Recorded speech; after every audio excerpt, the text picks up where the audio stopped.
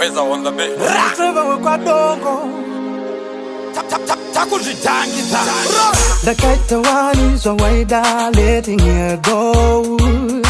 Even though zainetsa kuvira kutara ndakamane chivimbo muruto tijapinda monewe pasina mungwe wechitatu no yeah sakasiana naye wakati wani akatanane naye but lately nakakuona uri naye.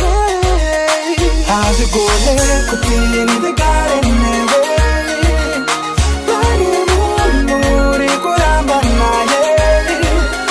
just let it go. Just let it go. Baby, just let it go. Why can't you let it go? Bebonya nyobatirira achiri kuda kutopinda aitogara katomisa kutokumisa pachitofu. Baby mse angobaya, baby chingotraya handiti ave ex pamwe achiri kufraya kasa achiri kubaya anoramba achingobaya auya kutouya asisiri kubaya.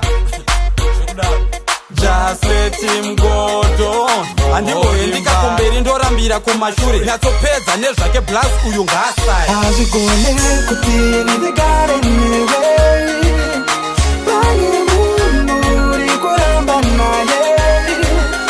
just let it go. Just let it go. Baby, just let it go. Why can't you let it go?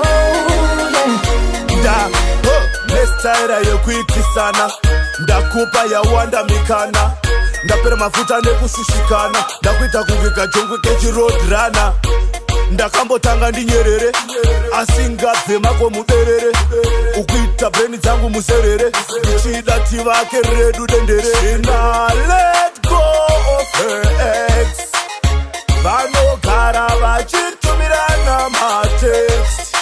How's it going? Cooking in the garden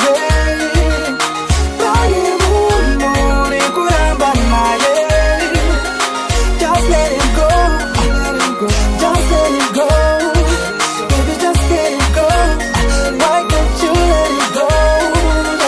Zinova zase kudana newe Dichisiwa kuti uneka men.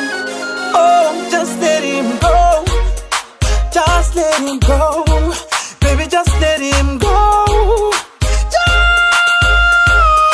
How's it going? Cooking in the garden